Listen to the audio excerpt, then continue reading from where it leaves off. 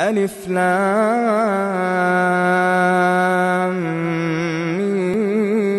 ميم را تلك آيات الكتاب والذي أنزل إليك من ربك الحق ولكن أكثر الناس لا يؤمنون الله الذي رفع السماوات بغير عمد ترونها ثم استوى على العرش وسخر الشمس والقمر كل يجري لأجل مسمى يدبر الأمر يفصل الآيات لعلكم بلقاء ربكم توقنون وهو الذي مد الأرض وجعل فيها رواسي وأنهارا ومن كل الثمرات جعل فيها زوجين اثنين يغشي الليل النهار إن في ذلك لآيات لقوم يتفكرون وفي الأرض قطع متجاورات وجنات من أعناب وزرع ونخيل صنوان وغير صنوان يسقى بماء واحد ونفضل بعضها على بعض في الأكل إن في ذلك لآيات لقوم يعقلون وإن تعجب فعجب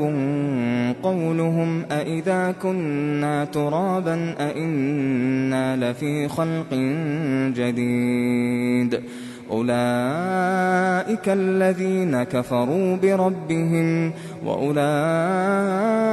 الأغلال في أعناقهم وأولئك أصحاب النار هم فيها خالدون ويستعجلونك بالسيئة قبل الحسنة وقد خلت من قبلهم المثلات وإن ربك لذو مغفرة للناس على ظلمهم وإن ربك لشديد العقاب ويقول الذين كفروا لولا أنزل عليه آية من ربه إنما أنت منذر ولكل قوم هاد الله يعلم ما تحمل كل أنثى وما تغيض الأرحام وما تزداد وكل شيء عنده بمقدار عالم الغيب والشهادة الكبير المتعال سواء منكم من أسر القول ومن جهر به ومن هو مستخف بالليل وسارب بالنهار له معقبات من بين يديه ومن خلفه يحفظونه من أمر الله إن الله لا يغير ما بقوم حتى يغيروا ما بأنفسهم وإذا أراد الله بقوم سوءا فلا مرد له وما لهم من دونه من وال هو الذي يريكم البرق خوفا وطمعا وينشئ السحاب الثقال ويسبح الرعد بحمده والملائكة من خيفته ويرسل الصواعق فيصيب بها من يشاء وهم يجادلون في الله وهو شديد المحال له دعوة الحق والذين يدعون من دونه لا يستجيبون لهم بشيء إلا كباسط كفيه إلى الماء ليبلغ فاه وما هو ببالغه وما دعاء الكافرين إلا في ضلال. ولله يسجد من في السماوات والأرض طوعا وكرها وظلالهم بالغدو والآصال. قل من رب السماوات والأرض قل الله. قل أفاتخذتم من دونه أولياء لا يملكون لأنفسهم نفعا ولا ضرا. قل هل يستوي الأعمى والبصير أم هل تستوي الظلمات والنور أم جعلوا لله شركاء خلقوا كخلقه فتشابه الخلق عليهم. قل الله خالق كل شيء وهو الواحد القهار. أنزل من السماء ماء فسالت أودية بقدرها فاحتمل السيل زبدا رابيا ومما يوقدون عليه في النار ابتغاء حلية أو متاع زبد مثله كذلك يضرب الله الحق والباطل فأما الزبد فيذهب جفاء وأما ما ينفع الناس فيمكث في الأرض كذلك يضرب الله الأمثال للذين استجابوا لربهم الحسنى والذين لم يستجيبوا له لو أن لهم ما في الأرض جميعا ومثله معه لافتدوا به أولئك لهم سوء الحساب ومأواهم جهنم وبئس المهاد. أفمن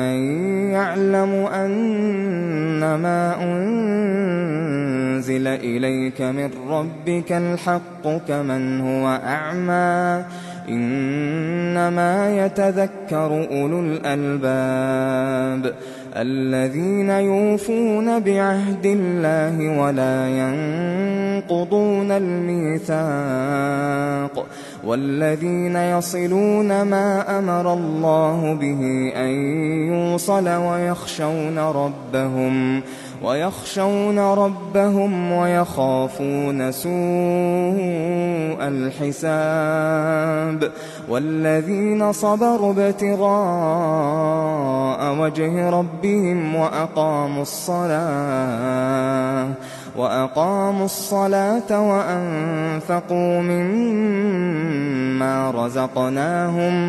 وأنفقوا مما رزقناهم سرا وعلانية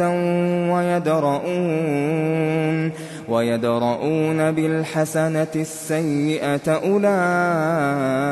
لهم عقبى الدار جنات عدن يدخلونها ومن صلح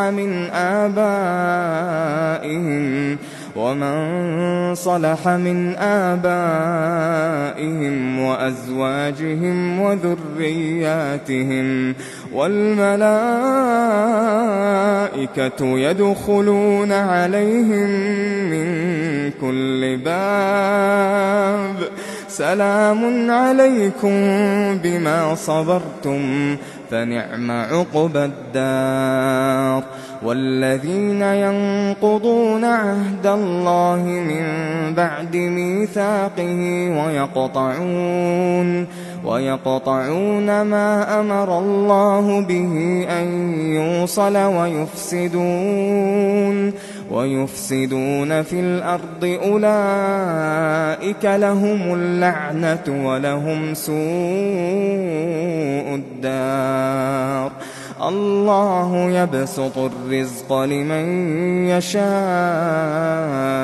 ويقدر وفرحوا بالحياة الدنيا وما الحياة الدنيا في الآخرة إلا متاع. وفرحوا بالحياة الدنيا وما الحياة الدنيا في الآخرة إلا متاع.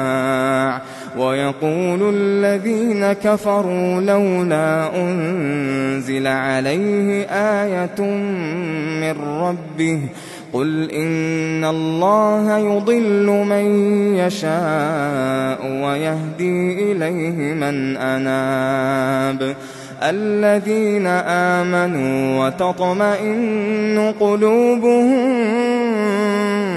بذكر الله ألا بذكر الله تطمئن القلوب ألا بذكر الله تطمئن القلوب. الذين آمنوا وعملوا الصالحات طوبى لهم وحسن مآب. كذلك أرسلناك في أمة قد خلت من قبلها لتتلو عليهم الذي أوحينا إليك وهم يكفرون بالرحمن. قل هو ربي لا إله إلا هو عليه توكلت وإليه متاب. ولو أن قرآنا سيرت به الجبال أو قطعت به الأرض أو كلم به الموتى بل لله الأمر جميعا. أفلم ييأس الذين آمنوا أن لو يشاء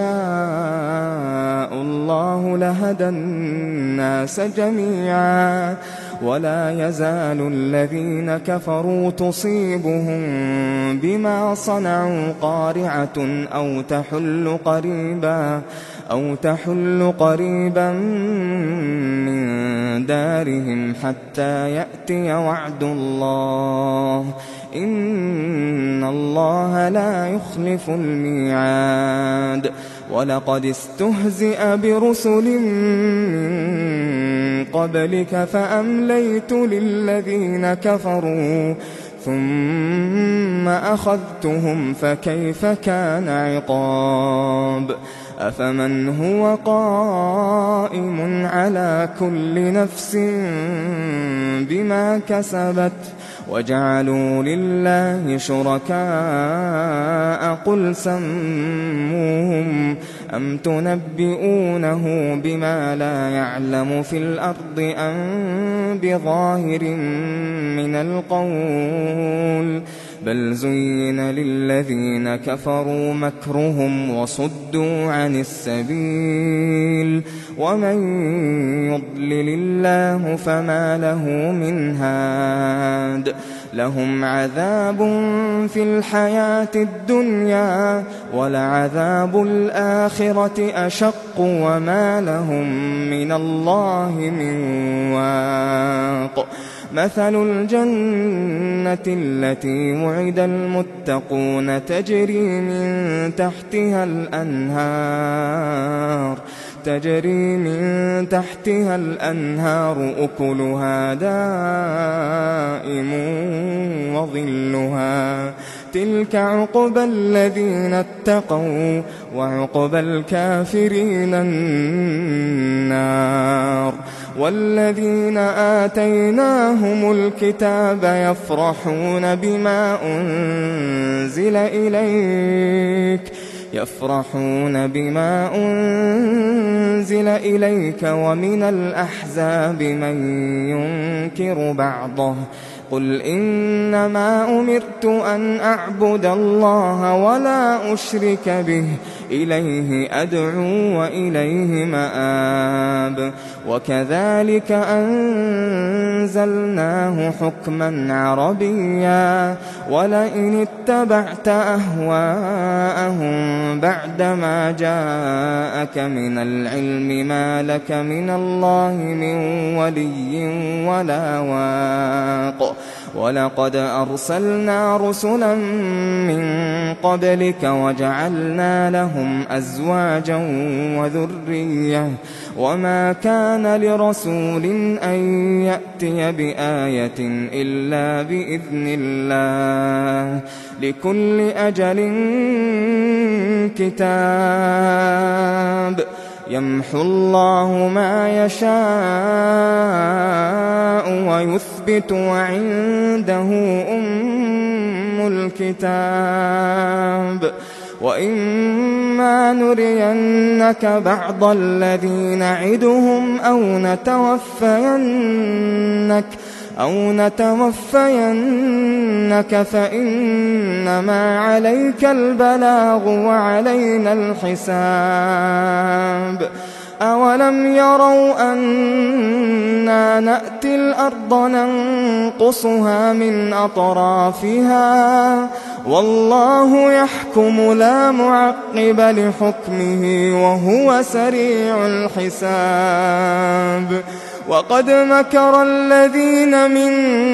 قبلهم فلله المكر جميعا يعلم ما تكسب كل نفس وسيعلم الكفار لمن عقبى الدار ويقول الذين كفروا لست مرسلا قل كفى بالله شهيدا